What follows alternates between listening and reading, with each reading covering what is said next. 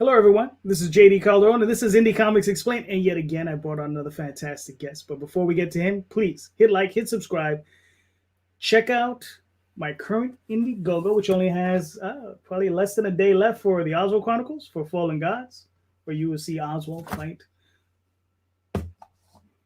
Oh, sorry about that. But so go check that out. And without further ado, here's my guest, Joe D. McFee. How Good you doing, evening, Joe? everybody.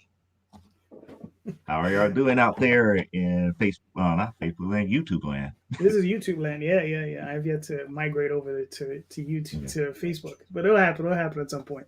Mhm. So, Joe, let's get right back. Let's get into it, man. So, Okay. I know you've been in the game for a minute, man, and I mean, how long have you been self-publishing? Total of what, 12 years? So you started in 2008. 2008. Yep. All right, that's cool. That's cool. Now, so early on, Little Joe, right? hmm Not necessarily your first comic, but what was necessarily the comic that got you interested in doing comics? The comic that got me to doing comics actually it was a combination of certain things because Mm, during that time I was reading like all the X-Men books. I was still reading Avengers at the time, and then I slowly started to make the transition over to independent books, stuff like Film Force from AC Comics and stuff to mm, that magnitude. I had a fan page for that. And then I started to get into Wonder Woman, more of the DC type stuff, but seeing the transition of what Image was doing at the time and seeing graphically, the stuff that I want like out of their camp, stuff like Young Blood Strike Files, which was like the background stuff, Lady Supreme, which only lasted 2 issues, stuff like Glory and stuff like that made me, go and said, hey, maybe I could do this too. Or I wouldn't say exactly that. It was a combination of that and a friend of mine's bringing me along to start back to doing artist alleys and stuff to that magnitude in the 90s, late 90s, early 2000s. yeah, we always have that bad friend, that bad influence friend. hmm Is your friend the self-publisher? No, No. it's ironic because he was going to school for animation and he Mm, wanted to get into comics. right. Him and I would bounce stuff off of one another. I got it heavily into the writing aspect. And then as he was going through school, I would help him with like the storyboarding aspects. We did a whole bunch of different student films together. It was like a team up that was very, very good until wanting to cross that threshold from amateur to professional. Right. I was willing to do it. He wasn't ready, and I couldn't wait forever. Gotcha. Now that was in the 90s though, Yeah, the late 90s, early 2000s. early 2000s. So there's a gap there between like the early 2000s and 2008. So I mean, during that transition period, what were you doing? Were you like developing your style as a writer? Were you I building up, was getting artists and stuff? What were you up to? I was writing. I was pretty Mm, much writing during that time when I first started Amazonia, and I did a video on this on my YouTube channel about the evolution of Amazonia #1. So starting somewhere around 2004, 2005, I wrote 6 issues and I started drawing it myself. And I was looking at all the different concepts and stuff and some of the concept art and everything that I did. I mean, mm. I'm willing to share it here on your channel if you don't mind. No, sure, definitely, sure. Let's take a look. I mean, fortunately, I had it available right now because I was showing some of the stuff on Indiegogo earlier today. It's like one of the things that most people don't realize is that Amazonia was really supposed to be a spin-off book of this series that I was working on. This was like some of the concept that I had for Last Line of Defense or LLD. Uh, And this was like early 2000s here. And then before Elisa Masters was going to be the main character, I was actually going to start the series from her mom, dealing with the relationship between her mom and her mother and her father. So this was like a prototype board that I did here, and I was using showing this to show how I transitioned from art like this to where I'm at right now. Mm-hmm. with the series here. So this is like some of the prototype artwork that I did here. If we could see it a little bit clearer, Right. which transitioned into the very first concept art page that I did here in color pencil. And I don't know why I was thinking color pencil. So it's like, Uh-huh. the mindset here. Right. And then as I was going along here, making mistakes along the way, I started actually drawing the actual issue, starting all the way back into 2005. And the unused cover that never seen the light of day. That was Uh, the original concept cover here that never saw the light of day. right. But You were like even penciling in your or inking in your title. mm-hmm. Yeah. You know, I mean, now it's just it's like it's me being the amateur during that time of 2005 and not truly understanding, how things are really truly done exactly, right. and just going through the whole mental process of laying everything out and doing everything panel by panel by panel. And what's Mm, ironic is that issue number one of Amazonia, the original one, right. these are like the only four boards I have ever did. Everything else was done in a sketchbook. Ah, okay. So I'm trying to get the glare out. Yeah. So pretty much this is all of this is from the wow, this light is killing me with this glare. Yeah, I know. Trust me, I know all about There we glare. go. There you There we go. go. That's Nice. that's seeable like that. I just have to tilt it a little bit. So these were like the only four boards that I did for the original number one, and all the rest was done in a sketchbook. Mm-hmm. So eventually, after doing that initial run of issue number one, sales wasn't all that great. And started from 2008 to maybe like 2012. I was about to give up on the entire series. We got the first three issues out, thinking about giving up because the sales weren't there. However, I had another friend in the industry actually convinced me to submit it to Comixology. Mm-hmm. And when I submitted it to Comixology, I was thinking, okay, Comixology is not going to be interested in Amazonia, so I gave them Amazonia and gave them AWF. So Mm-hmm. I'm thinking that AWF is going to, I'm going to hear back about AWF because that was going a lot better than the Amazonia series. And then lo and behold, the first notification that I got, we love this series. We want this on our platform. Can you redo issue number one? And like the stupid idiot that I was, I went ahead and redid it. And behold, the actual cover to the issue number one that we currently have in print right now. That's the actual Right. pencils. I like doing what is called dirty pencils, so I would like draw on top of everything. Uh, So it's like the remakes of the first four pages, and you can see like the maturity of me drawing from those mhm. initial pages to where I'm at now, Right. trying to keep the glare and stuff out. Getting to the point where just doing the artwork by myself and being the one man army Mm-hmm. to a degree where I did the pencils and inks myself, Nice. and going through the whole maturation of that. And then I had another buddy of mine by the name of Corey Green who actually did coloring for like Hi-Fi, which actually who actually do actual coloring for Marvel and DC from time to time. Actually did the Cool. coloring of the issue for me, and slowly but surely it became a hit from there. Nice. Just Now, maturing here, trying to get the glare out of that panel there. now, did you find it had big success on Comixology, or was this like you hand selling it at shows?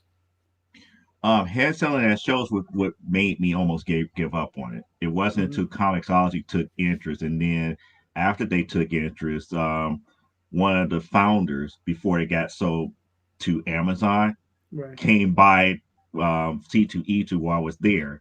It Mm-hmm. actually had we had like a 30-minute conversation about the book and how many fans he told me I had fans there in their company. Right. They said despite the artwork, they Mm, loved the story. mm, So it's gotcha. like I had something there and I didn't really realize how strong of a story it was. It just Mm, people can get turned off by the artwork or turned off by the lettering and they saw that I was willing to mature, was not going to be stuck steadfast on, oh, it has to look this way or it has to look that way. It's like, no, just give me an opportunity to mature in my skills and I will get it to some degree where people will like it. mm. Yeah. No, I So mean, pretty much that how issue number one got to 10 years. mm, that's crazy. Well, no, I mean that's actually mad cool. I mean, it took a while, but like you said, you matured with it. Mm-hmm. You stuck with it. You worked your way through it. Now, during that process, when you were, maturing, what were the who are your inspirations? Who are you looking up to? Like, who are you saying, okay, like maybe this is a person I have to look at to really study, to learn my craft better? Who are those guys you were checking out? Well, that depends on which side of the fence you want me to talk about because on the writing side, there's a group of people, and then on the art side, I really didn't pick too many different people because I learned from everybody. Right. But I was a fan of artwork from Byrne, like 1980s John Byrne. I was a fan of Jack Kirby. Like a lot of the older stuff Right. where I didn't have to be as graphically detailed like they want today.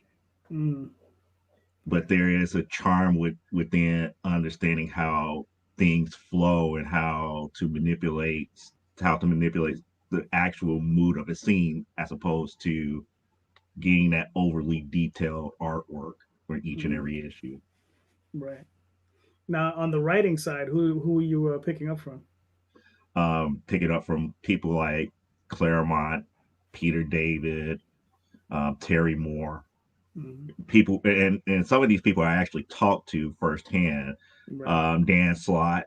Mm, Dan Slott actually impressed me because Dan Slott actually remembered the book. After I gave him a couple of copies of issue 1 to 2, he actually remembered what I wrote. I was like jaw dropped. It's right. like you actually remembered. It's like yeah, it was pretty decent.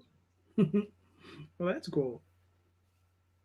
So those were the people that writing wise that brought me up, and then as I matured, other people like Robert Roach came into my life, and he helped me a lot with the actual perspective that I needed to get this book to really shine through.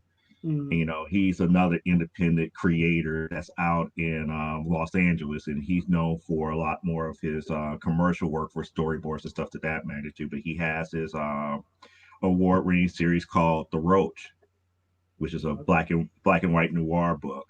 If you Mm, ever have a chance to check it out, go ahead and check it the out. And then he roach. also has another up and coming award-winning book called Menthu. Mint. Okay. Gotta check those out.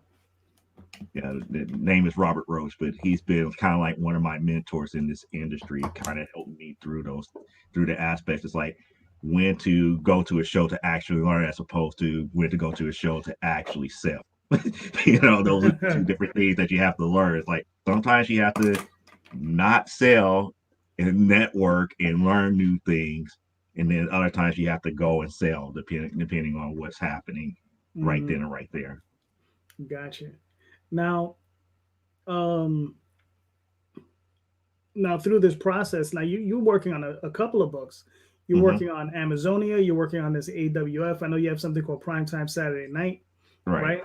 So, I mean, were you illustrating all of these? And obviously, you're writing them, but were you illustrating them all yourself as well?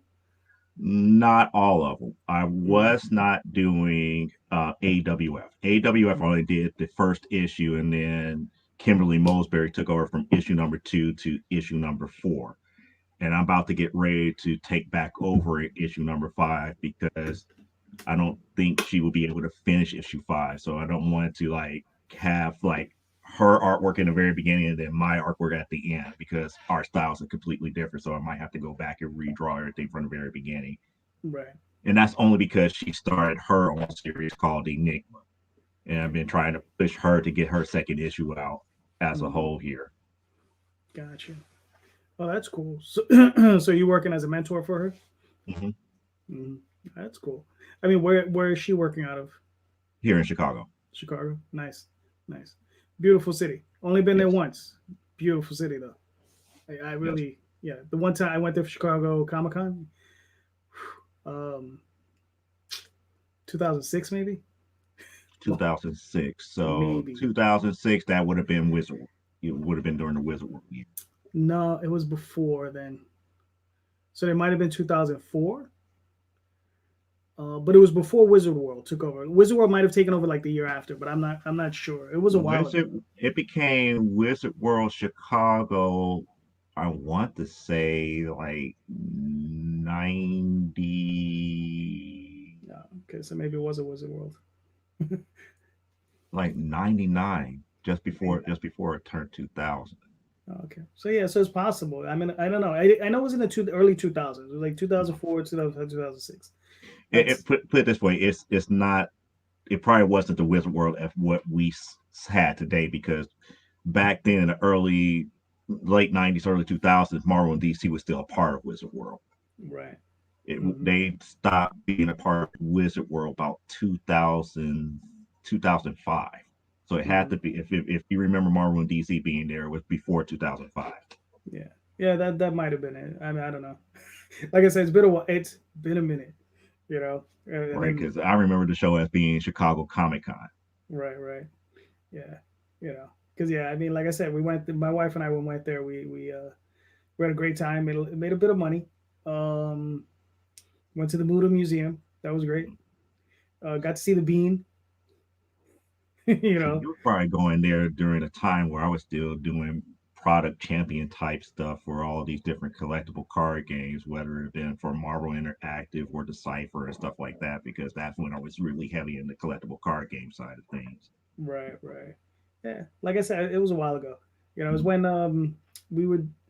There was a point in time I was a print broker and I was printing books for people, Oh, and okay. it was I was still self publishing, but I was doing that as well. So I was running that as my side gig. So so I got out quite a bit to a lot of these shows, and it was fun.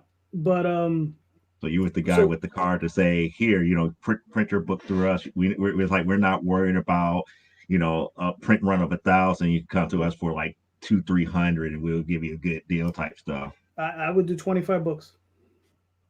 And it was all the only thing I did was I only did trades, Hmm.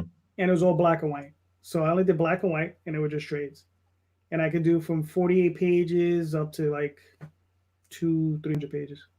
And it was all square bound, and my prices were better than just about anybody else's at the time. And then then you had all these other companies come in eventually, and then I had an issue with the company I was dealing with, so Right. that went by the wayside in like 2008. So I was like, all right. But it was a good time though. It was a good time. Yeah. So how do you find the scene in Chicago? Because every city has their own scene with comics, So how's the scene out there? The, I won't say what I was about to. I was about to say depressing, but I'm not going to say that. Well, you And just. there's a reason why I wanted to say that more so than anything. Hmm. There's a lot of creators here. Don't get me wrong. There's a lot of creators here. Right. The fandom itself, if you're not popular, it's a struggle. It's a Mm, struggle. gotcha. So it's like you can't, in my terms, and this is how I define Chicago and comics here.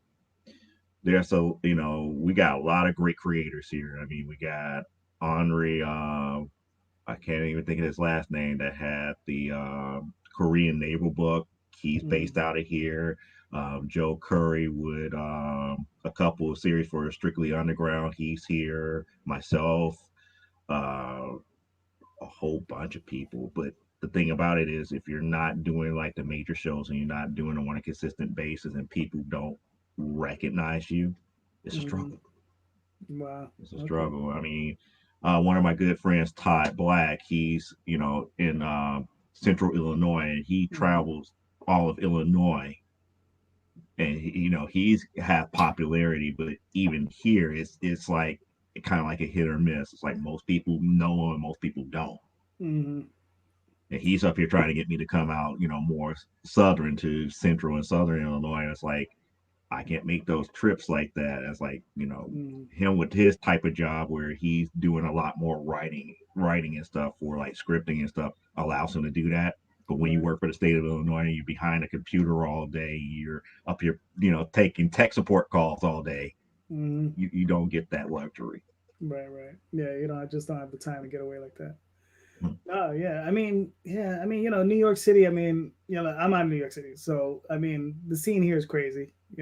We still got Actually, it's Marvel. competitive, tough. That's what I heard. Yeah, it's it is what it is. You deal with it. I mean, it's funny when I went out to Chicago. Well, the one thing that I do remember is like we would always bring out a case of books with us that we would give away. Hmm. All right, because we back in the day we printed on newsprint, right? Okay. And the books were relatively inexpensive. It was like Hmm. 30 cents a book or whatever, and we'd already made our money on them. And stuff was paid for. We profited on it a bunch of times over. So we had cases of this stuff still. So we'd bring out a case to each show and hand out books. You go, and then we would fish people in and say, "Oh, well, if you like that, come on in. You can come look at the trade paperback and blah blah blah. You get them Hmm. in it." Um, that was the first show where I ever had a person, "Nah, that's okay. I don't want that. Thank you."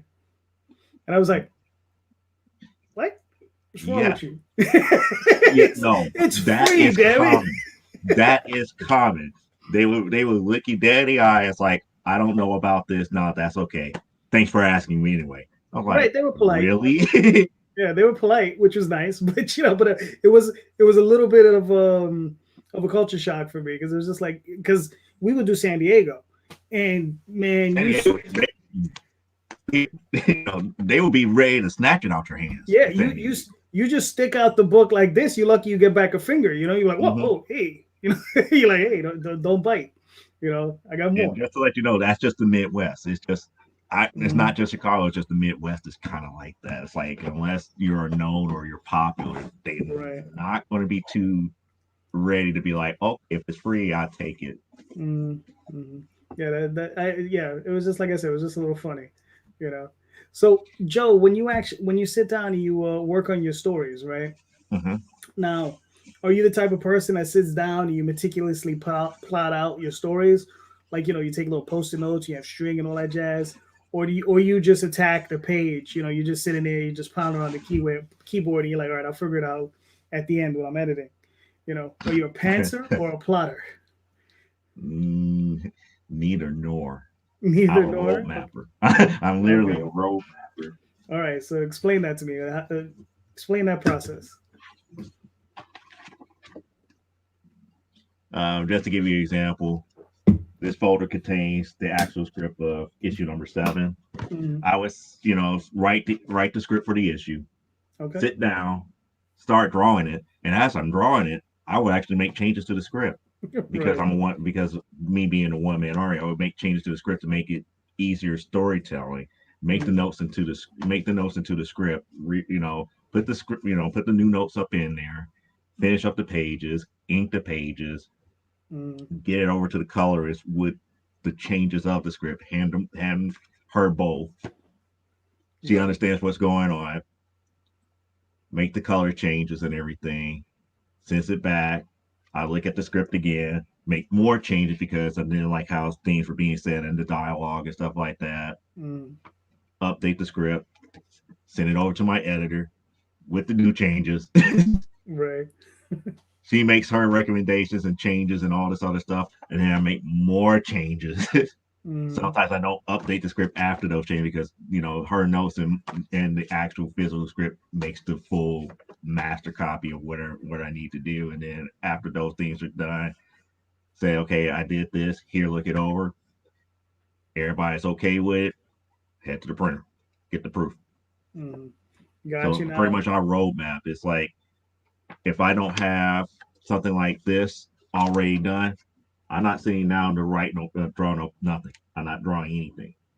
Mm, got you now. That process from beginning to end for that issue, how long does that take you roughly, on average? If I dedicate myself to doing the pencils right away, Mm, it could take maybe about a month and a half, 2 months. All right. Now, if you were realistically not dedicating yourself and doing what most normal people do, how long does it take you? About 4 or 5 months.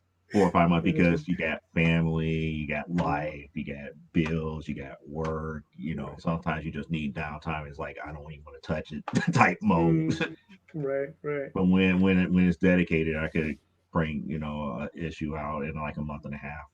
Mm. All right. That's cool. Now, so you're also working with an artist. So how do you present them a script? Because obviously you're not going to sit there and do that jazz to them. Like how are you giving them a script? How are you Same presenting way, it the to them? same way, the same process. Mm. Same process.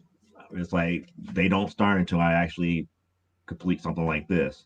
Oh no, no, no. And then I give them the script and they look it Mm, over and they start working on it. And then they'll be like, hey, I got a question about this. It's like, okay, mm, cool, let's talk about it. What's going on? What you're thinking? How are you thinking about this?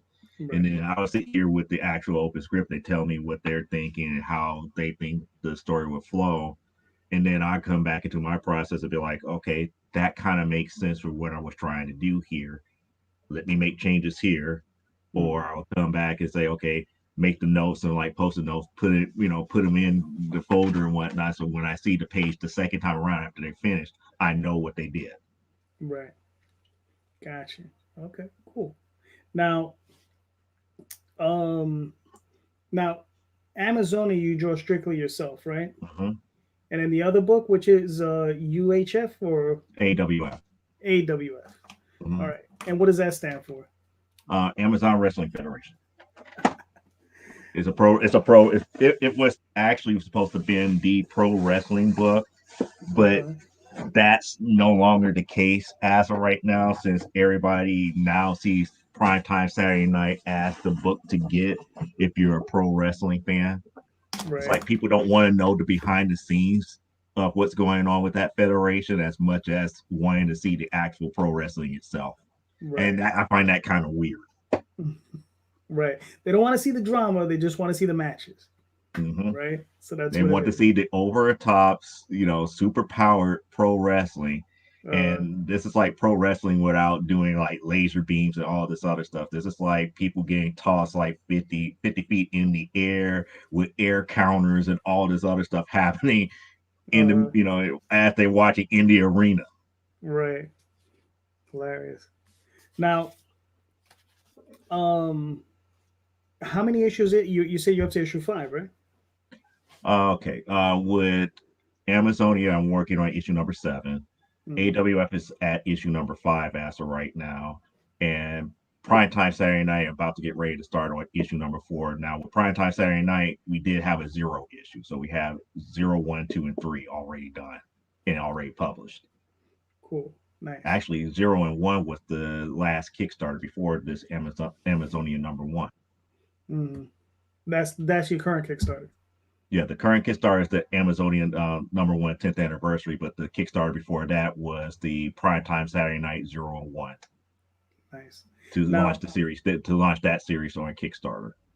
cool. Now, talk to me about Amazonia. What's that about? I mean, obviously it's about wrestling and No, big. Amazonia is not about wrestling at Oh, okay. all. So what's Amazonia about? Amazonia is about a superhero by the name of Elisa Masters, who's coming back to her hometown after a incident that had happened where she was almost convicted of murder.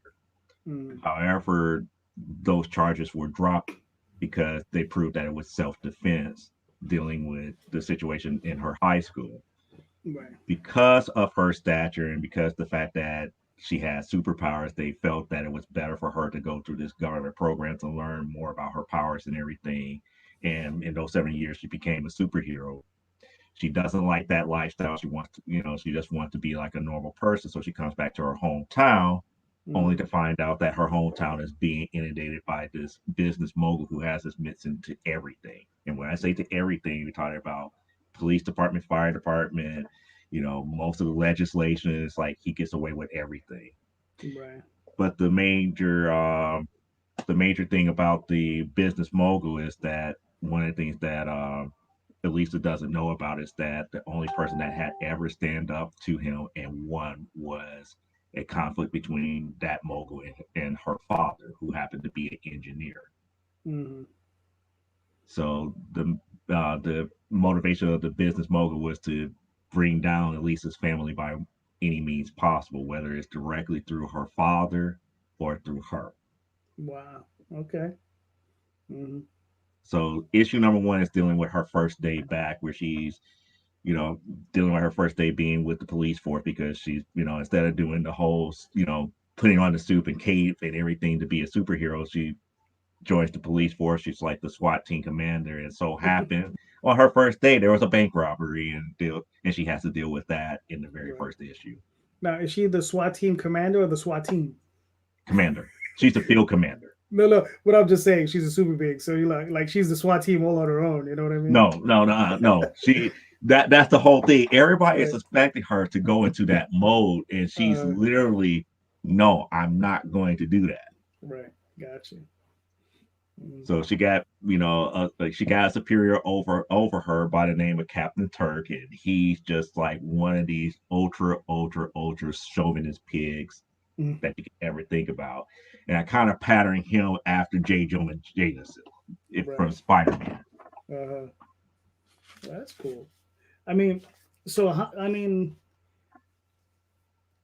so you're releasing the first issue on Kickstarter, right? But you said you're already what 7 issues in though. Mm-hmm. All right, I'm cool. doing a 10th anniversary issue, anniversary edition of issue number one, which would have the Comixology version, which is currently in print, plus Hmm. the out of print version of number one. So you're getting both number ones all at the same time Okay. to introduce it to the Kickstarter audience. Hmm. All right, And this cool. was done because I made a fatal mistake. What was That that? fatal mistake was I actually kickstarted issue number six and was successful. And one of the things that people kept asking is like, what about issue number one? I just want to read what happened in the very first issue. I don't want to make an investment in 6 issues.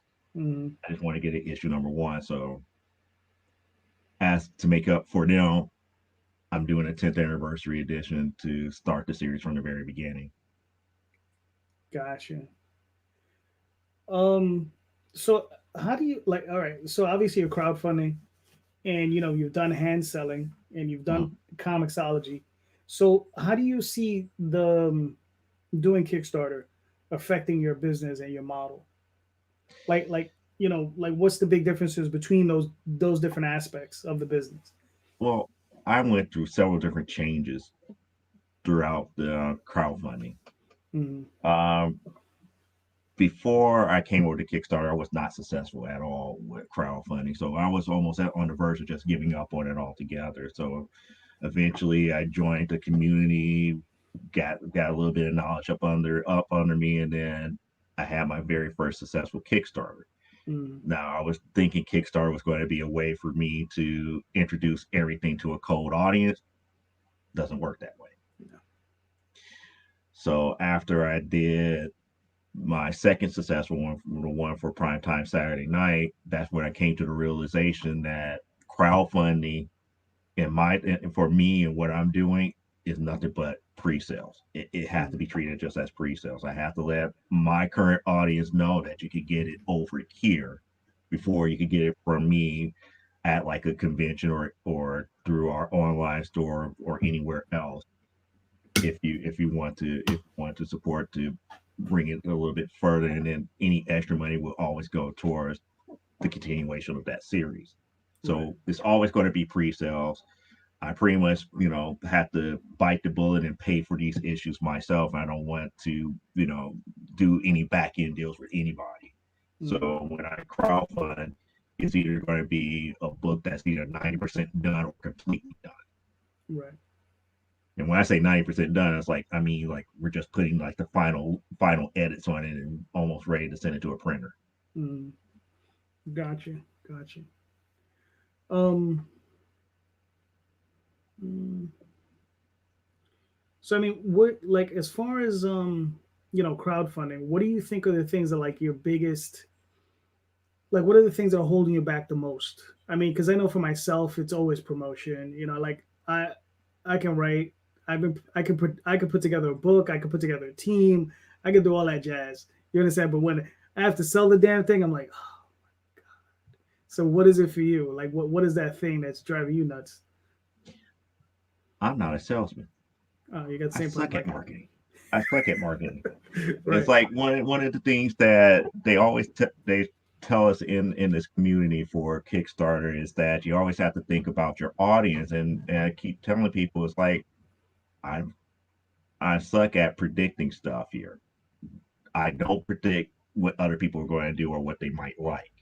Mm, So you have people who's like, why don't you give what why don't you add like stickers and this and that and all this other stuff? It's like first you have to come up with a good design that people like. And if you don't know what people like mm, and only go with what you like, those things are not going to be like, a thing that draws them in. mm, So you always have to give your audience what they expect from. Now, one of the cool things about it is that yes, I have artists do different commissions for me, and I make little bitty trinkets for from there. It's like I mean I got like stickers and stuff that I can give away, but I save those for actual shows right. because that's what I tell the authors, the artists and stuff that I'm using that stuff for shows.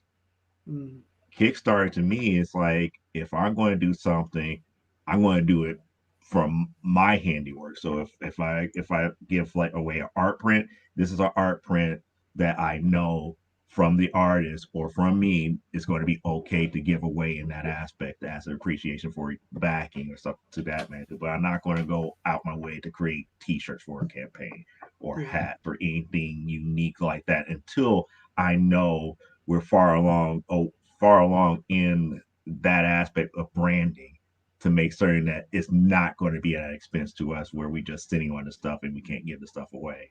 I Right. mean, even right now, I've been sitting on stretch goal territory for maybe like a week and a half, and we're one backer away to get to get start giving away free stuff, and we haven't got that one backer yet. So it's Right. kind of like that. If I was creating like toys, something like that, that's thousands of dollars going creating that toy, and you may not be able to give away one of them because that backer might not be there for that type Mm. of product. Yeah, you're sitting firmly in the dead zone. Mm-hmm. Yeah. Yeah. Oof. How many days is your campaign? 9. Oh, you have 9 days left. Mm-hmm. How many days total was it? Is it 30 day, 24 30 day? day, yeah, 30 30 day. day. Gotcha. Gotcha. Have you tried or contemplated maybe doing a shorter campaign, 14 days, that sort of thing? Again, those are the type of questions that I ask at the very beginning.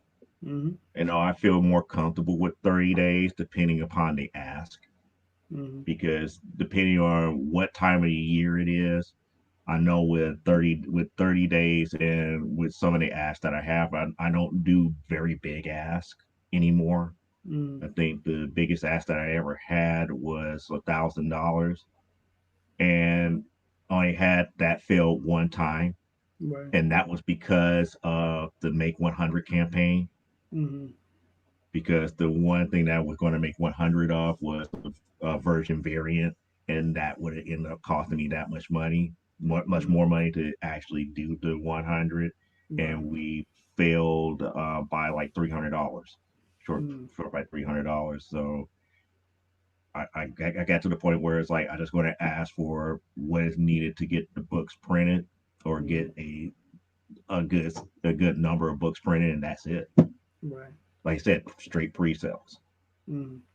Gotcha. Gotcha. Gotcha. Yeah. I mean, the first Kickstarter I did, I asked for 5,000. I don't know if it was 5,000 or 5,500. It was a decent amount.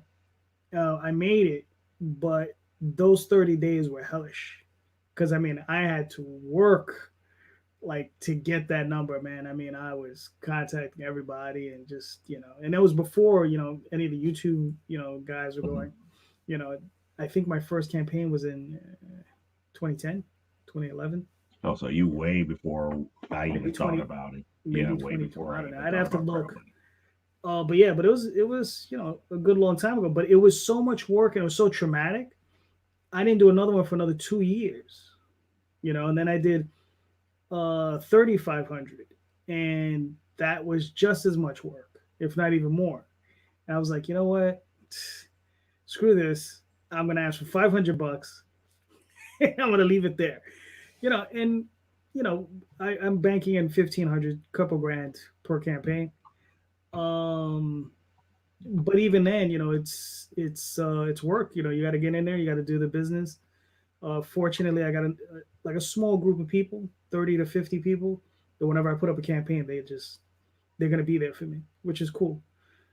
Love those guys. Hmm. You, you you know, you got to.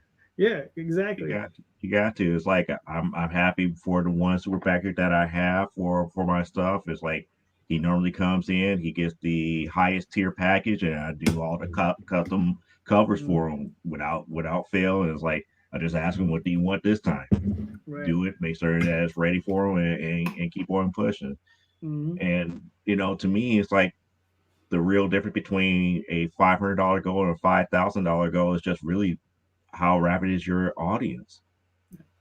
mm, I mean, I wouldn't mind making 5 and 6 grand each campaign, but I know I don't have the rabid audience. mm, I mean, I barely was having problems getting a grand.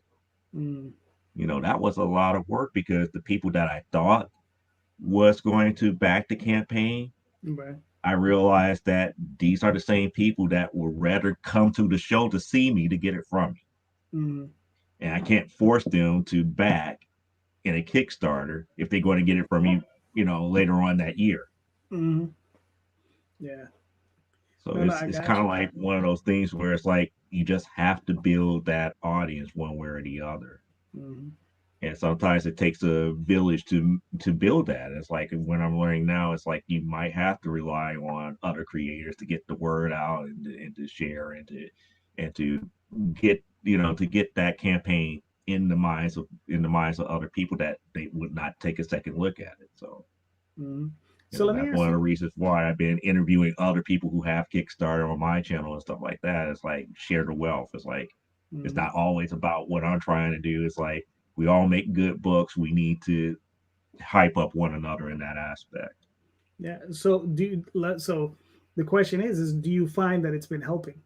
Yes, Okay, that's good. That's it's that's been always helping positive. because now I'm up here. It's like now I getting a better idea of who I could cross promote with, who Mm, I could do like little bitty spoofs and gags with to help them out as well as promote my stuff all at the same time. I mean, with being lazy, it's like we came up with the concept of Charmazon, mm.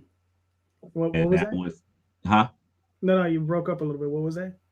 Oh, the concept of Charmazon, Ben Charmazon. Lacey, Uh, the guy who created Shark of War. gotcha. Uh, So what we did, we created kind of like a fictional movie where the actual Shark of War and Elisa teams up mm. in a high seas adventure. Okay, that's cool. So we did a movie poster. It's like he was like in his last 7 days, and I was just starting. We did this movie poster, and we promoted the heck out of that movie poster. Mm, nice. So did you offer that up as like a perk level or something on your No, no, campaign? no. We just did the straight advertising. We just did a straight posting campaign. Mm, He gotcha. eventually met his goal because of it, and people started looking at my campaign as a result of it. Mm, nice, nice. Yeah. So it's like little bitty things like that. It's like one of the things that I was complaining about because of Primetime Saturday Night being a women's pro wrestling book. Mm, It's so much of a niche that not a lot of people I didn't see how I could cross promote with other people with that. right. And now I'm seeing that, you got people like, have like Elysian Fields and all these other, Mm, books where it's like all these mashup and combat tournaments and everything. I'm like, why can't you cross promote with me? It's like, is it the fact that it's women and you're dealing with men? I don't exactly. know. I mean, well, you talk to some of these guys. What is it? Yeah, I mean, you talk to some of these guys. Michael Odin is a cool dude. He does Hmm. Legion of Fields. I had him on a few weeks ago, or no, about a week ago, and yeah, I would love to see Perseus against a female wrestler. I think it'd be hilarious. You Oh know. my, yeah, modern female wrestler. It's like, okay, Perseus versus Slamazon. It's like, well, why are you going to fight Slamazon? It's like, I don't think Perseus would be ready for somebody that's it's like 7'2", about 220, Uh, has superhuman strength, and has the ability to change her form to match any other person that's near her. mm, right. Well, he is a demigod. You know, he might be able to adapt. He might be able to adapt, but it's just like catch him off guard. That's like stupid mortal. It's like, oh, okay. it's uh, yeah. it's like mortal with power versus almighty, demigod. There we go. Who knows? I mean, who knows? But I'm just saying, it's just one of those things that I think would be silly and fun, you know, if you do those kind of crossovers. So, you know. Yeah, I've been wanting to do a crossover with this other creator who does Rival Angels, and Hmm. I explained to him how we could get past the superpower barrier. Hmm. And that's like it has to be with technique, and I pretty much wrote a whole storyline, Right. just giving him the idea, and it's like we just couldn't get together to collaborate to make that work, to make that crossover work. Right. Well, you know, sometimes it takes a little work, so it's got to give I'm it not time. even sure if he's still publishing the book as of yet. It's his book because he was out long before I was. Hmm. Yeah, a lot of people float in and float out. Mhm. You know how it is. I mean, you know, it's one of those things. That's the one thing about indie comics or just comics in general. I've, like I said, I started 91, 92. Seen plenty of guys float in, then they float out, and then they always want to come back in, though. That's the funniest thing. You know, how many guys you see is like, oh, I want to get back in. You know, and it's always, it's just fun. You know, and that's the one thing that everybody misses, just fun. All right, Joe, we've been at this for a minute, so we're not at the end just yet. We're close though. I still got a few more questions for you, All right. but before we move on to those questions, first, where can people find you and all your work? Well, people can find me on Facebook up under Joe D. McFee or up under the company page of Exigency Studios. That's spelled Xigency Studios on Facebook. If you want to take a look at my concept art and some of the art pages that I do post from time to time, you could go out on Deviant Art. I am Silverbolt 14. That's SILVERBOLT, and that's B as in Baker OLT 14 on Deviant Art, or you could get me on Instagram up under Silbolt SILV as in Victor B as in Baker OLT. Okay, So that would cool. be the fastest way to actually see the artwork. I don't Mm. I don't post the writings at all. Now, The where scripting and can writings that stays mostly in house. But the actual artwork and concept artwork, I mm, post that up, every so often on DeviantArt and Instagram. all right. Now I know. Well, in the show notes, I know I have the link to your campaign. Do Mhm. you have another page where you got a link to the campaign where they can find your Kickstarter campaign? I had the Bitly link here, but let me pull it Mm. back up here. That would be the only other link that I have here that is a lot shorter than the actual Kickstarter one. Gotcha. But you can send that to me. I can put that in the show notes Okay. so that people can just Just click on it. yeah, just to let people know here, it's going to be bit.ly/Amazonia10th. Okay. Cool.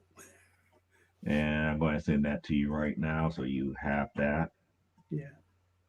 But that's the shortened version of the link of the Kickstarter campaign. All right. Cool. Now, is there anything that maybe you wanted to discuss or a question that I missed that you wanted to talk about, like something along those lines? You know, like a question you wanted to be asked, but I didn't ask you, or is there a subject matter you maybe want to discuss that I didn't bring up? I'm just I'm just curious. Well, my question that I would bring up as you as an interviewer that you probably Mm-hmm. didn't ask is most of the time people ask why the height of the Mm-hmm. character. Why does she Okay. have to be so tall? Why it's like what's the aspect of her being an Amazon that nature, as opposed to what we see with Wonder Woman and stuff to that magnitude. And to answer that question, it's dealing with the background and culture of where her mother is from, and I'm going to take more of a Incan aspect to it, Mm, dealing with their gods and dealing with how their Amazons would be up under their deities, because their Amazons would be more about purity than mm, anything else. So there's going to be more of a concentration of dealing with, their the heritage and their customs and everything to that magnitude. And that was one of the things that I wanted to bring out by the height difference.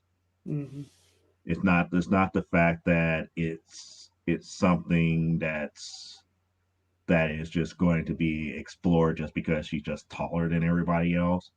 It's just that the original Amazons that actually followed that faith in Incan culture, I'm writing that legend as, the average one is like 30 feet tall. So she's still kind of like in like the infant stage in her development, because she doesn't realize how tall her mom really is. Her mom mm, actually went through a ritual to make her more acceptable to regular society, because their right. society, the way, and this is getting to further along the line in the actual series of how I developed this. Mm, Her mom's society, when she's there in the city of diamonds, that they pretty much accept other women and other men who meets the criteria of purity, right. and they are normal size, and they live, hand in hand with these, you know the actual ones that have been there from day one. Mm, So they don't see, height to them doesn't matter. right. It's only in our culture that we see them as oddballs and weirdness and stuff to that magnitude. Mm, gotcha. Okay. I mean, yeah. I mean, yeah. That one would have. Yeah. It's I like would. people was like, why she got to be so tall? And it's like I never get to that aspect of why Uh. per se, unless somebody really asks, like the like, I don't know about that, or it's like, why does she have to be built the way that she built? It's like Right. everybody has different body types. What's the Right. problem with it? Like I put people through that mirror test with a lot of my characters. Mm, And it's like it's like I rather create a character that you can relate to, and if you start relating to it, and it's something about you that you don't like, that character will expose that in you. mm, I had that done so much with Elisa. I had that done so much with another character in the primetime Saturday night books called Juggernaut. mm, You'd be surprised of how many women who is bigger than Double D would look at that character and be like, why her boobs had to be so big? Only to have other artists around me, especially Kimberly. Kimberly came out this one lady was like, you have big boobs too. What's the problem? Was right. like, what's the problem? It's not like he's put him in a sexual position or anything like that. It's like, and we started explaining the character to her. It's like Kimberly, don't worry about it. Mm, It's that mirror reflection. right. Sometimes people will see that character and relate only to certain aspects to it, and they don't want to relate to that character because they don't like themselves in that aspect. And it's weird. It is very weird, and it's kind of hard to kind of reassure them that we're not doing what they're thinking. Right. Which is just over sexualizing the characters, whereas you're just, this is just who she is. Mm-hmm. Right. No, no, I got you. I got you. Yeah. I mean, yeah. Um, being from the '90s, we didn't think about these things. We are just like, oh, it's just is what it is. Well, you know. that's the thing. That's one of the reasons why everybody keeps asking me. It's like, how come you don't like the '90s image books? And I was Mm, like, because the '90s image books did not have story. right. A lot of stuff was graphic. It was beautiful. They look I good. mean, it was, it caught people's attention. Mm, But you can't get away with that today. no. Not without having a story that supports it. Yeah. Yeah, like I said, I was there for all of that. The stuff looked good, right? But Mhm. that was it. It looked good, But I was also reading Alan Moore at the time. I was reading Neil Gaiman. He was Mhm. around. So those are the people I focused on, and that was, that's where I got my entertainment from. You know. So, all right, man. So let's move on to some of my goofy questions. All Okay, right. go ahead. So the first one is, now, all right, well, because we'll go a little bit into this. So if you had the choice of any artist, right, living or dead, don't worry about budget, to get a cover from, guest cover, who would you get? Alex Ross. Alex Ross. Okay, that's fair. That's That fair. that that's a no brainer because the first thing that I would ask him to do is like I want his perspective of what Elisa would look like if she was in real life. Mm-hmm. And that would be one of the few people that I know that could actually paint a portrait to Mm-hmm. that degree. Right. Now, if it's pure comic book type and budget was no option, Mm-hmm. it would be Kirby. Mm. Okay. It would be Okay. Kirby all day long. Mm-hmm. Nice. Nice. Now, Joe, if you got the call up from the big companies and they said, Joe, any book, any character, right? Who would you want to do a story on? And it doesn't have to be just Marvel DC, it can be any of these companies. See, that opens up the door because my dream jobs, Mm, if a big company did ask, if it was DC, it would be Wonder Woman. okay. If it was Marvel, it would be Jennifer Walters She Hulk. Mm, If it was Image, I might actually take a stab at Jim 13. okay. And then after that, the only other book that I would probably think about doing is two other books, and they kind of like off the wall picks here. Mm, I want to undo a lot of the stuff that was done in Doom Patrol, okay. and I want to revive the Challengers of the Unknown. Okay. Nice. Now, Doom Patrol. Now, are you talking about the Grant Morrison run Doom Patrol? what was your big disagreement there with Grant? No, he introduced a lot of things. Mm-hmm. Like my problem with Grant Morrison is that he would introduce something that nobody else can follow up on. Right. Mm-hmm. And that's my problem with it. That's the reason why I say I want to undo a lot of this stuff because I like a lot of the characters that he introduced, but they've not become feasible later on down the line. I Mm-hmm. mean, you created a character that could be any street in the world. How do you write a story about a character that could become any street in the world at any given time? I mean, you know. It was ingenious, Mm-hmm. but after so many things you could do, it's like it becomes a character, a nightmare character for the next person who have to pick up that series. Mm-hmm. Right. Lex Metallo is another nightmare character for another writer to pick up Mm-hmm. Mm-hmm. after they finish. And each run of Doom Patrol actually had that kind of characteristic because you can't go like pure old school, which I love, Right. because they kind of mix the characters and they blend the characters together. So you kind of like have to figure out what can you do and what can't you do based Mm-hmm. upon what is being done if you're going for continuity. So if I was to get the call to do Doom Patrol, I'd be like, well, can I go ahead and reboot them? Mm-hmm. Mm. That would be a tough one, but yeah, that would be a fun thing to So do. Though. one of the things that I would start off doing is like the chief would still be dead. Mm. I keep him out of it. It's like they made him a villain. They showed how flawed he was and everything. Let's just leave that there. Right. I would start back with his wife Celsius Mm-hmm. and how she was not as, if I could say, friendly as far as what research that the chief was actually doing here. I Mm, would bring back Rita Farr to actually lead the team and move away from Robot Man being kind of like the spokesperson or the main focus. right. Make Rita back the leader and deal with the whole idea of her divorcing Minto and leading the next generation of Doom Patrol dealing with Flex Metallo and all of them. Mm, Something that they didn't do right here. Because like you got Flex Metallo, Painkiller Jane, and all these other great characters that Grant Morrison created that mm, nobody could do anything with.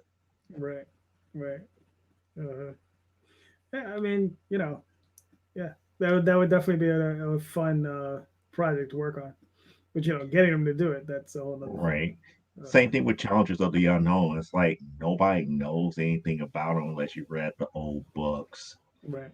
And it's just a group of people who just venture into the unknown. It's like that book would sell today because there's a lot of unknown stuff or stuff that need to be rediscovered. Hmm. Hmm. Yeah. Yeah. What's funny is growing up, I was mostly a Marvel head. So Challenges of the Unknown, I don't really know anything about them. And So like I said, I just recently discovered a lot of this stuff after, I would say back in like the early 2000s is when I started really mm, paying attention to stuff like that. Like I said, I was heavily into X-Men. I would get every X-Men book. Every so often I get something from the Avengers. Big She-Hulk fan, big Wonder Woman fan. Did not mm, care for Batman. Everybody's like, I bet you're a Batman fan. Nope, can't stand the character. Love his villains, can't stand Batman. mm, gotcha. Can't stand I, Superman either. yeah, I'm the same way. Uh, all right, that's cool. So look, now I got some comparatives for you, right? All So right. we'll start off with some softballs and we'll work our way in. And you already kind of answered this question, so it's kind of unfair, but I'm gonna ask it anyway. Okay. Captain America or Batman? Cap. Okay. Godzilla or Gamera? That's a good one. That's a good one. Which one? Which Which, Godzilla, if I could say? Or it's are up to we you. talking about the original OG versus Cameron? That's up to you. That's the comparative part. Because if it's OG Godzilla versus Gamera, it's Godzilla. But if it any other counterparts, it's Gamera because Gamera's power is based upon people's faith in him. Mm, And that's the weird thing. Not many people would know about that about Gamera. right. Mm. Protector of all children. Mm-hmm. So as long as the children have faith in Gamera, Gamera can't lose, except Mm. against Godzilla. Kirk or Picard?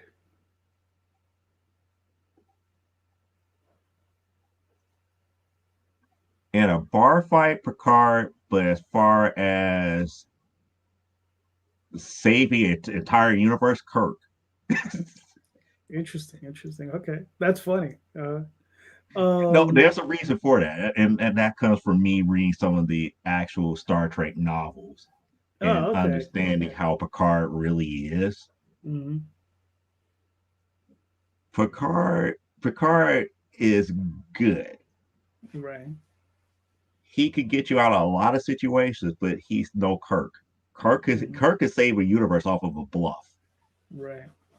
Picard would save the universe based upon just pure strategy. Mm. And if something goes wrong, it's pretty much it goes wrong. That's why I say in a bar fight, I'd rather have Picard, but when the chips are really down, Kirk will find a way. Kirk will find a way.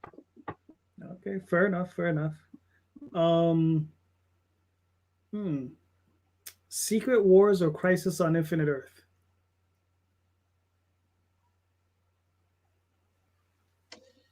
Since they rewrote Secret Wars so many different directions, I have to go with Crisis.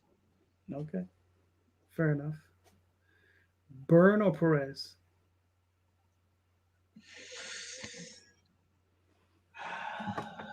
You have to ask that one. Yeah. because Byrne had an interesting run with Wonder Woman. Not so successful with Superman. Hmm. Perez really hasn't done anything with Marvel, and that's my problem here. Well, he had a big Avengers run with Kurt Busiek. I didn't read that. That's the Oh, thing. I okay. did not Yeah, read yeah. If you that. didn't read it, yeah, that was a good run. See, I know mostly Burn stuff from Marvel, and that's what I'm trying to think. It's like, did I read any of that? So if I have to go Perez versus Byrne, I have to go based upon what I read with super with su- with what Byrne did with Superman and his and Perez's Wonder Woman run, because he did Perez's Wonder Woman run from like I want to say from like issue like issue like 89 through maybe like 120 something. Mm, If I have to choose between those two, I would probably have to go Perez, okay. even though Byrne was more innovative. Mm, that's fair. That's fair. Hellboy or Spawn? Neither. You don't like either one of them? No. No, and that's just me and my quirkiness here. Mm, I never really understood Spawn per se, and then Hellboy serves the purpose, but his purpose just got ridden to death, and it just like I cared nothing for him as a mm. character. Okay, that's fair. That's fair. Um, hmm. RPGs or video games? Both. All right. And the reason being is because both sides have the same elements. It's like if you played a actual pen and paper RPG, you could get the same feel from a video game that's an RPG as well. You just don't have the dice and stuff to roll, but you get the same feel as long as the story is done correctly. Okay. Okay. Fair enough. Now, all right, we've done a few of these, so we're gonna do a couple more, and then we'll wrap it up. You're right. Um, Where's the hard comics? ones? Huh? Where's the hard ones? You know what? All right, since you asked for it, Stanley or Jack Kirby?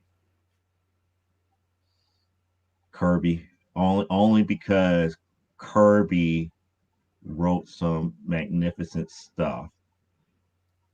Stan knew how to promote a lot of it. That's the only difference. Mm, It's like I can't diminish Stan, but Stan understood the business aspect of it, and I have more of an admiration for the person who creates it. mm, And Kirby created a lot more than what Stan did, gotcha. so I have to give it to Kirby. All right, fair enough. Barker or King? Now Barker Clive did, Barker. Books of huh? Blood. Books of Blood. Okay, so you're going horror, That's and to horror. me, I just don't. I'm not a big fan of horror. You're not a big horror fan. Okay. Stephen King, I don't see as horror, so how I have to give it to Clive Barker. Okay. And Um. the reason I say that because some of Stephen King's most of Stephen King's biggest chillers Mhm. were to me kind of like those thriller type books where you don't really know where things are going to go. Thinking about I can't even think about this the whole thing. Only thing I seen is Kathy Bates. Oh right. That to me was not a horror film. That was a straight thriller. Yeah, that was a straight cycle. Yeah, yeah, yeah. Yes. Tommy Knockers was a straight thriller. It wasn't Mm, horror. Not in what I consider, blood and guts horror. What I right. consider blood and guts horror was something like Phantasm Yes. or Hellraiser. That's Hmm. horror. Yes. Stephen King did mostly thrillers and mysteries that had that horror aspect to it in some degree, Mm. No. because it really wasn't truly horror, to be Right. quite honest. Bernie Wrightson or Barry Windsor Smith? That's another good one. I'll go with Barry Winter Smith with that one. Okay. That's a good one. That's a tough one. Hmm. That is a tough one. All right. Will Eisner or Alex Toth? Oh boy. You Now you asked get for into you now asked for see the tough ones. now I know you're doing your homework. You asked for the tough ones. Hmm. Again, I probably have to only because of the creative factor. I have to give it to Eisner. Okay. That's the only reason why. All right. Fair enough. I just have more of an admiration because you can always talk shop to figure out how things. If if I had access to Eisner with some of the stuff that I'm thinking about writing, Mm, that knowledge is just so much more important than being able to market it properly. And that's the mm, way that I feel in some of these aspects for at least the big name comparisons. It's just like I can't go against this person because they're good. But this guy over here just did so much more with the creative side that you just can't just not give it to him. mm. Walt Disney or Hayao Miyazaki. Miyazaki, that's easy. Okay. Okay. Walt Disney, Walt Disney was a salesman. Hmm. I I saw his business model, and once I saw what his business model was, it's like it opened up the door because I was thinking Walt Disney was a very creative genius, but it really wasn't that. He focused on a business model where everything comes back into what he created. So if like for example, if he had like a Mickey Mouse feature, Hmm. that Mickey Mouse feature would have subordinate cartoons, subordinate, merchandising and everything. Everything would get tied back into that feature that was created. Right. So he had a marketing plan that was ingenious, but he didn't come out with those breakout stories Mm, per se with somebody else that did. He just had the model to make it work. right. Okay. Cool. Cool. Hmm. Wally Wood or Al Williamson? You're really hurting me. You asked for the tough ones, man. I'm like, just remember, you get what you asked for. Exactly. After this one, like I said, we'll wrap it up. We'll do a couple more after this, and then we'll wrap it Yeah. up. But the thing about it is you are actually picking my brain Right. because I'll be surprised that some people will be like, "Who are they?" No, I do get that. I do get that. You know. uh, I give it to Williamson. Mhm. Again, It's I a don't tough want one. to. I really don't want to pick one over the other, but I have to give it to Williamson. Okay. Okay. Um, Manga or anime? They're one and the same. No. One is comic book related, and the other one's animation. Well, And one's to a me, comic they're book. all the same style, so I consider all one and the same. To me, it would have been like American cartoon versus anime, or comic book versus manga. Well, however you want to look at it, but they are different. Different mediums, different pacing, the different things. Right. But considering that the manga typically leads into the anime series and vice versa, Always, and but yeah. considering that one of my favorite franchises was manga first, which was Lupin the Third, Hmm. I would probably have to go with manga at that Okay. point. All right. Fair enough. Fair enough. Let's see. Let's see. I'll give you an easy one. Um, Star Wars or Lord of the Rings? Neither. Star Trek. Neither. Okay. Well, here I'll give you this one. We'll end it with this: The Fifth Element or Stargate? Now that's a tough one. You'd be surprised. That's actually a tough one because Stargate actually has some elements up in it that could have gone a lot further if they had the right writing. And then the fifth element, they just gave up midway. And I'm up here, it's like there's just so many stories that's on both sides that they could have done. Mm, But I'm going to give it the Fifth Element because I believe that they have more untold stories than Stargate. All right, cool, cool. So there you go, Joe. We made it. We made it to the end. So, you know, it took a little longer. You wanted those hard questions. Oh I yeah, could. no, but you made me think. You made me think, Uh-huh. and that's the good thing because the one thing that I really enjoy with interviews is when people could actually understand my thinking and my personality behind that thinking. No, I got you. I got you. So thank you so much for coming. But one more time, please let everybody know where they can find you and your work. Okay, you can find me on Facebook, either up under Joe D. McFee or the company page, Exigency Studios. You can also find my actual artwork on DeviantArt up under Silverbolt 14. That is SIL, B as in Victor, ER, B as in Baker, OLT 14. Or on Instagram at Silbolt. That's SIL, V as in Victor, B as in Baker, OLT. Mm, And just to let you guys know, I think we're